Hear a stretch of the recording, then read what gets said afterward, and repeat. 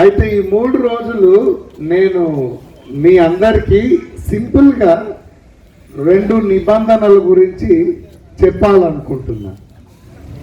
నిబంధన అంటే ఏంటిదండి? వడంబడిక. వడంబడిక అంటే ఏంటిదంటే కాంట్రాక్ట్. ఇప్పుడు కాంట్రాక్ట్లో ఒకవేళ 2 పార్టీలు ఉన్నారనుకో, ఒక వ్యక్తి ఇంకో వ్యక్తి ఒక వడంబడిక చేసుకున్నారు.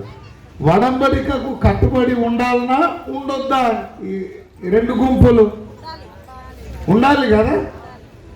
ఇప్పుడు ఒక గుంపు వడంబడికకు కట్టుబడి లేదనుకో, అప్పుడు ఇంకొక వీళ్ళు కూడా కట్టుబడి ఉండకపోతే 2 తప్పు చేసినట్ట, 1 తప్పు చేసినట్ట? కాదు, 2 గుంపులు ఉందండి. ఒక గుంపు వడంబడికకు కట్టుబడి లేరు. ఎవరు ఇప్పుడు ఎంతమంది తప్పు చేసినట్టు? ఒక గుంప 2 గుంపులా? లే, 1 తప్పు చేస్తే 1 తప్పు చేసినట్టే. 2వ వ్యక్తి వడంబడికకు కట్టుబడే ఉంటాడు కదా. ఈ 2వ వ్యక్తి కూడా వడంబడికకు కట్టుబడి లేడనుకో, అప్పుడు 2 తప్పు చేసినట్టు. అయితే ఇప్పుడు ఒకటి గుర్తుపెట్టుకోండి, దేవుడు మనం కొత్త నిబంధన అంటాము, పాత నిబంధన అని కూడా అంటాము కదా. ఇటువైపు పాత నిబంధన అనుకో, ఇటువైపు కొత్త నిబంధన అనుకో. ఈ 2 నిబంధనలు దేవుడే చేశాడు కదా. ఇప్పుడు పాత నిబంధన దేవుడు మనుషులతో చేశాడు. నిబంధన అంటే ఏంటిది? ఆ వాల్యూమ్ కొంచెం. నిబంధన అంటే ఏంటిది? కాంట్రాక్ట్. నిబంధన అంటే వడంబడిక. దాంట్లో షరతులు ఉంటాయి. నువ్వు ఇది చేస్తే నేను ఇది చేస్తాను అని కదా. కాబట్టి పాత నిబంధన కింద ఉన్నవాళ్ళు మంచి వాళ్ళ కదా. పాత నిబంధన కింద ఉండడము ధన్యతనా కాదా?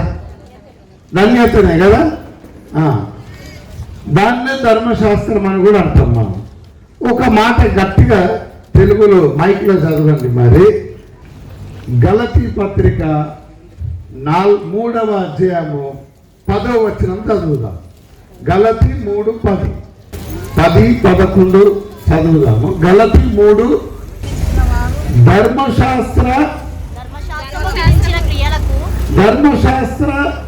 క్రియలకు, ధర్మశాస్త్రము విధించిన క్రియలకు, అది ధర్మశాస్త్రం. ఒకసారి వినండి, ధర్మశాస్త్రము అనేది ఒక నిబంధన ఉంది. ఓకే, సువార్త అనేది ఒక నిబంధన. ఈ 2 వేరు నిబంధనలు. ఈ సువార్తనే కృప సువార్త అని కూడా అంటారు. దీనినే నూతన నిబంధన అని కూడా అంటారు. అయితే నిబంధన అన్నా, కాంట్రాక్ట్ అన్నా, వడంబడిక అన్నా ఒకటే అర్థం. ఓకే, పాత నిబంధన, క్రొత్త నిబంధన. పాత కాంట్రాక్ట్ ఏంటిది అని అంటే, పాత కాంట్రాక్ట్లో ఉన్న వాళ్ళంతా మంచి ఆశీర్వదింపబడ్డ వాళ్ళ కాదా? మళ్ళీ అందుకే ఇప్పుడు చదువుమన్నా. గలతీ 3:10. ధర్మశాస్త్రము విధించిన క్రియలకు సంబంధులు అందరూ, అంటే ఈ పాత నిబంధన విధించిన క్రియలకు సంబంధించిన వారందరూ శాపమునకు లోనై ఉన్నారు. ఇప్పుడు చెప్పండి, ఆశీర్వదింపబడ్డారా? శాపం వచ్చిందా? ధర్మశాస్త్రం కింద ఉన్న వాళ్లకు శాపం వచ్చింది కదా. గలతీ 4:4 చదువుతాం. గలతీ 4:4. అయితే కాలము పరిపూర్ణమైనప్పుడు దేవుడు తన కుమారుని పంపెను. ఆయన స్త్రీ యందు పుట్టి మనము దత్తపుత్రులము కావాలనని ధర్మశాస్త్రమునకు లోబడి ఉన్న వారిని విమోచించుటకై. ఒక్కసారి ఆగుదాం. ధర్మశాస్త్రము కింద ఉన్న లోబడి ఉన్నవారంటే ఈ కాంట్రాక్ట్ కింద, ధర్మశాస్త్రము అనే కాంట్రాక్ట్ కింద ఉన్నవారిని విమోచించుటకై, అంటే దాని నుంచి తప్పించడానికి. విమోచించడం అంటే ఏంటిది? దాని నుండి దాని కింద నుండి. ఎందుకు దాని కింద ఉన్న ప్రతి వారు ఎవరు? వింటున్నారా? ఇప్పుడు చాలా మంది ధర్మశాస్త్రం పాటిస్తామండి. అరే మరి దాని కింద ఉన్న ప్రతి వాడు శాపగ్రస్తుడు అని తెలియదా? మీరు పాటించేదే అయితే, అది మీకు ఆశీర్వాదం ఇచ్చేదే అయితే, దాని నుండి విడిపించడానికి యేసు ప్రభు ఎందుకు రావాలా? ఇప్పుడు మీరు అంటారు అదేంటండి, ధర్మశాస్త్రం దేవుడే ఇచ్చాడు కదా. కరెక్టే, దేవుడే ఇచ్చాడు, మరి శాపం ఎందుకు వస్తుంది అని అంటే, మరలా చెప్పానా, కాంట్రాక్ట్ అంటే రెండు గుంపులు ఉంటాయి. ఇక్కడనేమో ఒకటి దేవుడు, రెండవ గుంపు మనుషులు. దేవుడు ఏం చెప్పాడు పాత నిబంధనలో? ద్వితీయోపదేశ కాండము 28వ అధ్యాయం 2వ వచనం నుంచి చదువుతాము. ఇది బాగా అర్థం కావాలా. ఇంకోసారి నేను క్రియల నిబంధన అనే మాట రావద్దు. ఉంటే శాపగ్రస్తుడివే దాని కింద ఉంటే. చదువుదాము. ద్వితీయోపదేశ కాండం 28:2-3 వచనాలు చదువుదాం. నీవు నీ దేవుడైన యెహోవా మాట వినిన ఎడల ఈ దీవెనలన్నీ నీ మీదికి వచ్చి నీకు ప్రాప్తించును. ఇక్కడ చూడు, పాత నిబంధనలో ఉన్న కాంట్రాక్ట్ చూడండి. కాంట్రాక్ట్ ఇది. దేవుడు ఇశ్రాయేలీయులతో మనుషులతో చేస్తున్న కాంట్రాక్ట్ ఏంటిదంటే, నేను మీకు విధులను నిర్మిస్తున్నా, అంటే ఆజ్ఞలు. నేను మీకు కొన్ని ఆజ్ఞలు ఇస్తున్నాను. ఈ ఆజ్ఞలన్నిటినీ మీరు నిలకడగా చేస్తే మీరు ఆశీర్వదింపబడతారు. ఎలా అని అంటే, మీరు ఇంట్లోకి వస్తే ఆశీర్వదింపబడతారు, బయటికి వెళ్తే ఆశీర్వదింపబడతారు, మీ పొలములు ఆశీర్వదింపబడతాయి, పిల్లలు ఆశీర్వదింపబడతారు అని పెద్ద లిస్ట్ ఉన్నది. మీరు ఏమి చేస్తే ఆశీర్వదింపబడతారు? ఈ ఆజ్ఞలన్నిటినీ లోబడితే ఆశీర్వదింపబడతారు. లోబడకపోతే లోబడకపోతే కూడా ఉంది. దానికి కూడా ఈ నిబంధన కాంట్రాక్ట్ లో రాసుకున్నారు. ఏంటిది? 16వ వచనం పట్టణంలో నీవు శపింపబడు. అయితే 15 నుంచి చదువు. నేను నేడు నీకు ఆజ్ఞాపించు ఆయన సమస్తమైన ఆజ్ఞలను. ఇగో ఇప్పుడు మీరు పాటిస్తే దీవెనలు వస్తాయి. మీరు ఇప్పుడు దేవుడు మీకు ఆజ్ఞాపించిన సమస్తమైన ఆజ్ఞలను, కట్టడలను నీవు అనుసరించి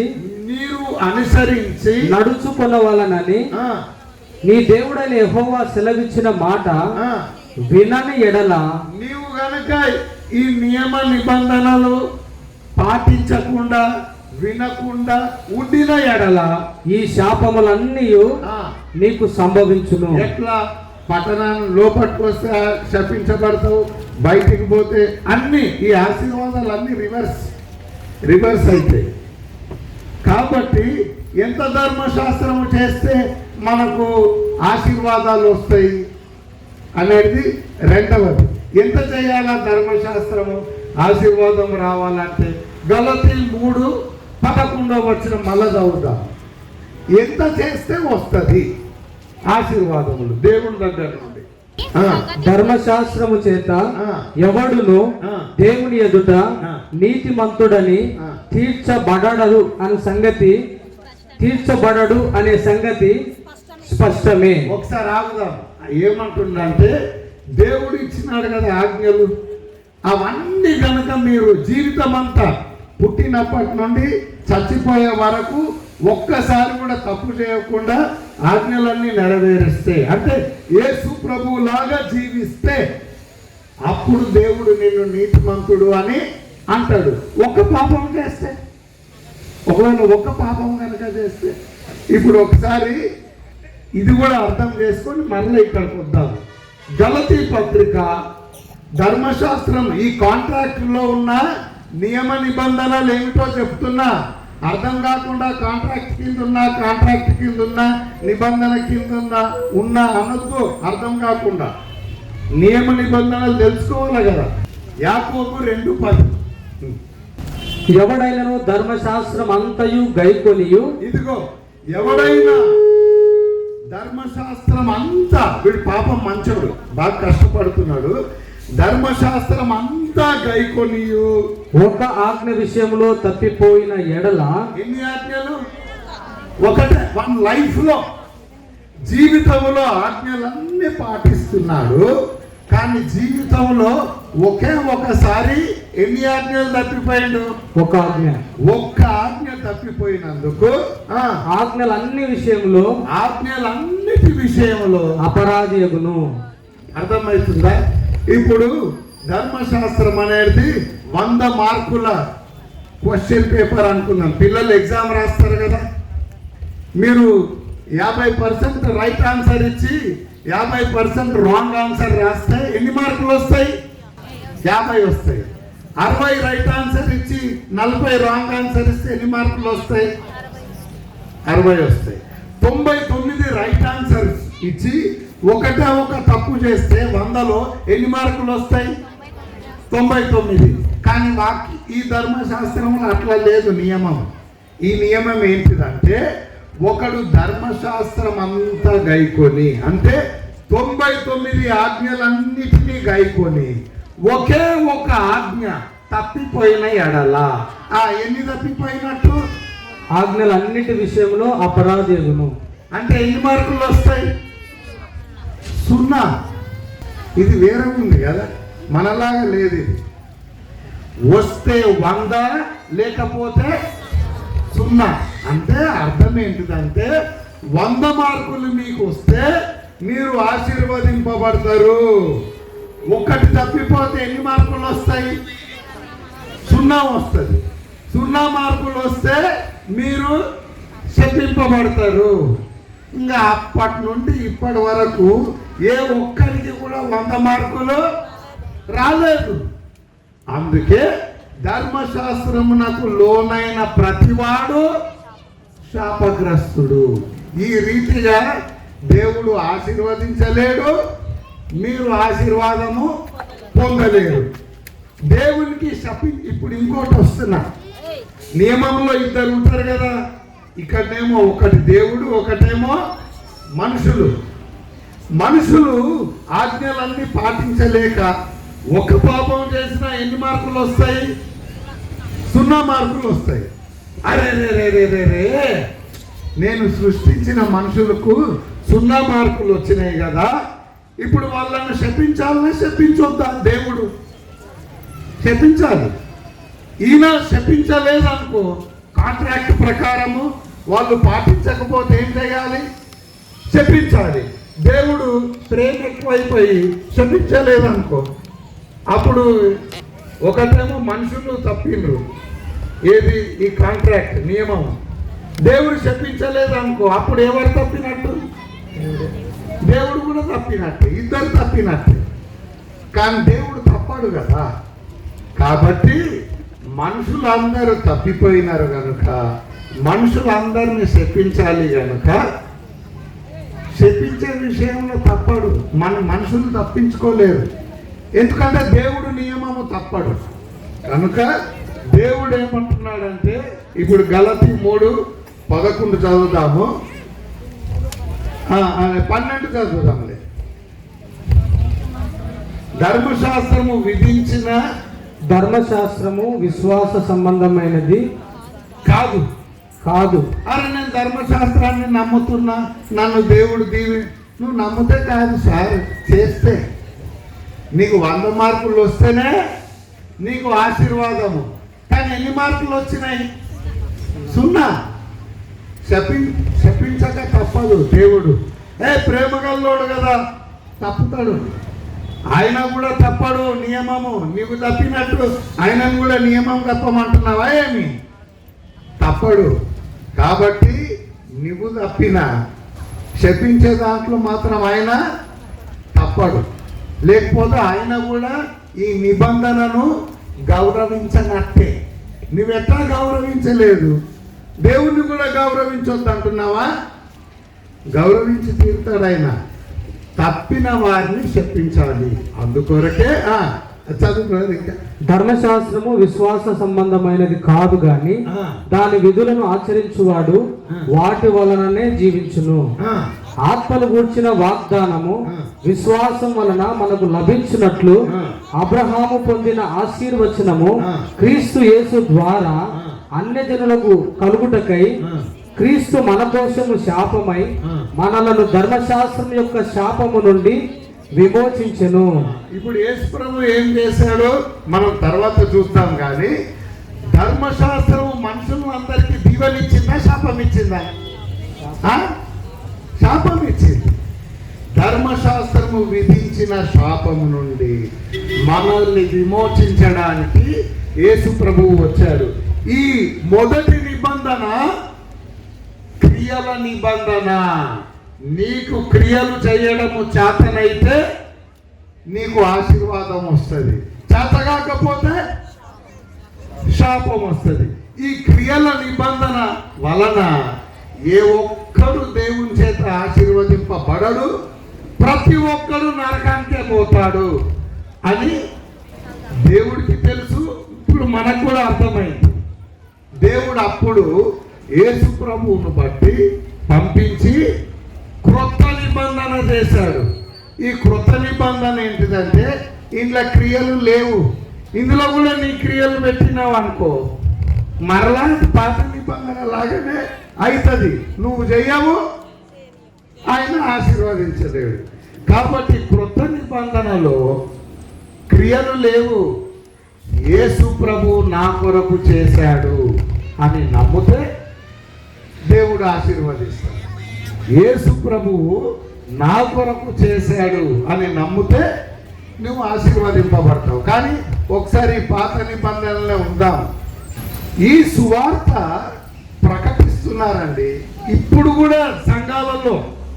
మీ సంఘం బాగానే చెప్తున్నారు, కానీ చాలా సంఘాలలో ప్రపంచం యావత్తు ధర్మశాస్త్రం అంటే దాంట్లో ఉన్న నియమ నిబంధనలు ఏంటిదో తెలియదు.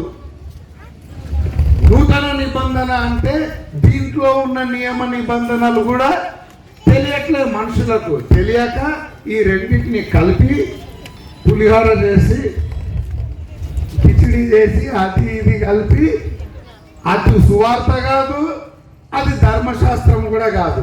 వీళ్ళు క్రొత్త నిబంధనను క్లియర్గా బోధిస్తలేరు, పాత నిబంధనను కూడా క్లియర్గా బోధిస్తలేరు. పాత నిబంధనను స్వచ్ఛంగా బోధిస్తే మనుషులకు దడబుట్టి వాయపనే నరకం పోతానని భయపడి పరిగెత్తుకొస్తారు యేసు ప్రభు దగ్గరికి. ఇది చక్కగా బోధిస్తలేరు, పోనీ కొత్త నిబంధనను చక్కగా బోధిస్తున్నారు అంటే ఇది కూడా చక్కగా బోధించట్లేదు. దీంట్లో నియమ నిబంధనలు అర్థం కాలే బోధకులకు, దీంట్లో ఉన్న నియమ నిబంధనలు కూడా అర్థం కాలే.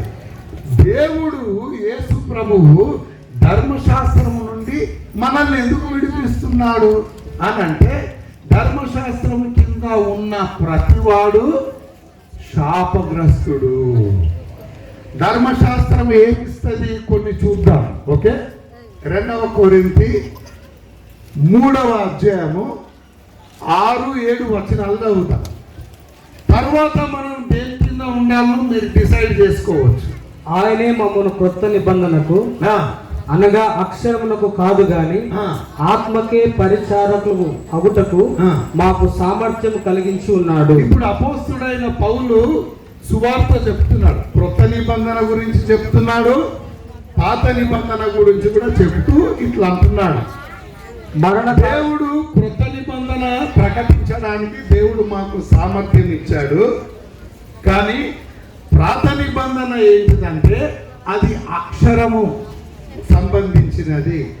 ఆ వచనం ఇప్పుడు చదువు. నెక్స్ట్, ఆయనే మమ్మను కొత్త నిబంధనకు అనగా అక్షరమునకు కాదు గాని ఆత్మకే పరిచారకం అగుటకు మాకు సామర్థ్యం కలిగించున్నాడు. అక్షరం చంపును గాని ఆత్మ జీవింపచేయును. అక్షరము అంటే ఈ పదాజ్ఞలు మనం చర్చిలో రాసుకున్నాం, చూసినామా? అది మరణ కారణమగు పరిచర్య రాళ్ల మీద చెక్కబడిన అక్షరములకు సంబంధించినదైనను. రాళ్ల మీద చెక్కబడింది పదాజ్ఞలా కావా? అదేమిచ్చింది? ఆ వచనం ప్రకారం దేనికి కారణమైంది? మరణకరం, మరణానికి కారణమైంది. మరణానికి కారణమైన పరిచర్య రాళ్ళ మీద చెక్కబడ్డది. ఆ పాత నిబంధన పరిచర్య ద్వారా ఎవ్వడికి ఒక్క దీవెన కూడా రాలేదు.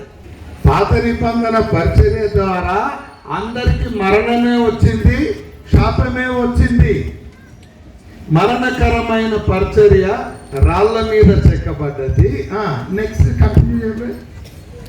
మహిమతో కూడినదాయను. అంటే ఇది మరణం ఇచ్చినా మోషే ముఖం ఎట్లా మెరుస్తుంది? మహిమతో. అంటే పోనీ జీవం ఇచ్చేది నిబంధన చెప్తుండా మోషే? లేదు. మరణం ఇచ్చే నిబంధన చెప్తున్నాడు, శాపం ఇచ్చే నిబంధన చెప్తున్నాడు. ఆ చెప్తుంటే ముఖం ఎట్లుంది? ప్రకాశమైన ఫేస్ తో మీరు చస్తారనేది నిబంధన చేస్తున్నది. మీరు శపిస్తబడతారు, మీరు చేస్తేనే ఆశీర్వదింపబడతారు అనేది ప్రకాశమైన ముఖముతో. మరణకరమైన పరిచర్యనే మహిమతో కూడిందైతే ఇప్పుడు నేను చెప్పే సువార్త పౌలు అంటున్నాడు. అందుకే మోసే ముఖం మీద ప్రకాశించుచుండిన మహిమ తగ్గిపోవునదైనను ఇశ్రాయేలు అతని ముఖమును తేరి చూడలేకపోయేది. ఇట్లుండగా ఆత్మ సంబంధమైన పరిచర్య. ఇక ఇప్పుడు సువార్త నూతన నిబంధన ఆత్మ సంబంధమైన పరిచర్య ఎంత మహిమ గలదై ఉండును. శిక్షావిధికి కారణమైన పరిచర్యనే. ఇదిగో ఇది ఎక్కడ నిలబడ్డా, ఈడ నిలబడితే ధర్మశాస్త్రం కింద అనాలి మీరు. ఇక్కడ నిలబడితే సువార్త, కృప, నూతన నిబంధన అనాలి. శిక్షావిధికి కారణమైన పరిచర్యనే. ఏం పరిచర్య ఇది? ధర్మశాస్త్రం ఏం పరిచర్య? శిక్షావిధికి కారణమైన పరిచర్య, మరణమిచ్చే పరిచర్య. శిక్షావిధికి కారణమైన పరిచర్యనే మహిమ కలిగింది. అయితే నీతికి కారణమైన పరిచర్య. ఇదిగో ఇది దేనికి కారణము? నీతి. దాని కింద ఉన్న ప్రతివాడు పాపం. ధర్మశాస్త్రపు క్రియల మూలముగా ఏ మనుషుడు నీతిమంతుడిగా తీర్చబడడు కదా అని ఇంతకుముందు గలతీ 3:10 చదివినాం కదా. కానీ ఇది నీతికి కారణమైన పరిచర్య. సువార్తను నమ్మిన ప్రతివాడు దేవుని నీతిని పొందుకుంటాడు. నీతికి కారణమైన పరిచర్య ఎంతో అధికమైన మహిమ కలదగును. ఇక దానికంటే ఎంతో అధికమైన మహిమ కలిగింది కదా అని అంటున్నాడు. మరలా ఇక్కడికే వద్దాము. ఇప్పుడు ఈ ధర్మశాస్త్రం కింద ఉండేది మంచిదా చెడ్డదా? మనము ధర్మశాస్త్రం కింద ఉండేది మనకు మంచిదా చెడ్డదా? మనం ధర్మశాస్త్రం కింద ఉంటే మనకు మంచిది. ఎందుకు? ఈ నిబంధన నెరవేర్చగలుగుతావా?